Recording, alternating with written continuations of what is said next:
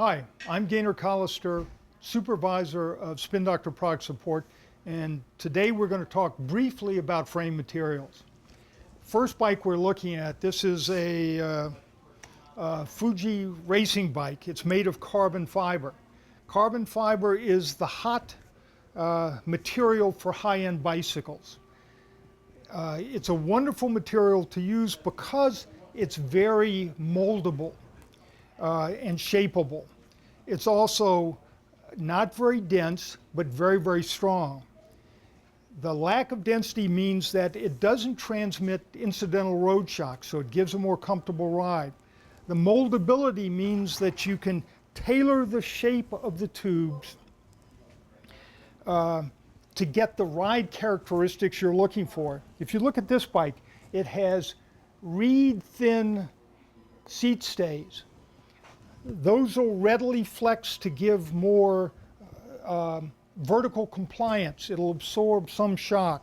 If you look at the down tube, it's massive. That's going to hold the crank in place so that when you put energy into the cranks, you pedal hard, more of that energy will go into forward propulsion. The other nice things about carbon fiber, obviously very strong for its weight. It's resistant to corrosion, and it has a very high fatigue resistance, meaning the flexing of those seat stays will not likely to cause it to break in time.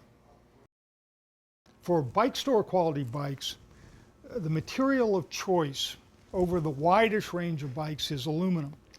And aluminum has qualities that make it an ideal material for bicycles. One, it's relatively inexpensive.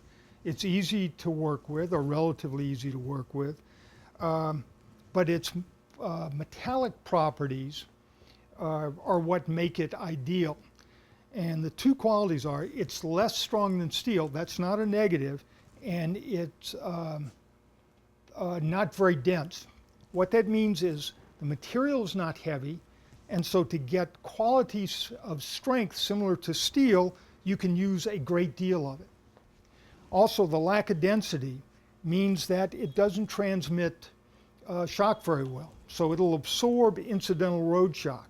And now with modern tubes, especially on better bikes, aluminum tubes can be shaped by something called hydroforming.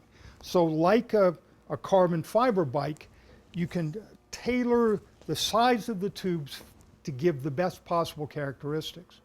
The downside of aluminum is that it's not as light as carbon fiber, but not much is, and that using oversized tube necessary to give it the required strength for a bike application can sometimes make the ride a little stiff.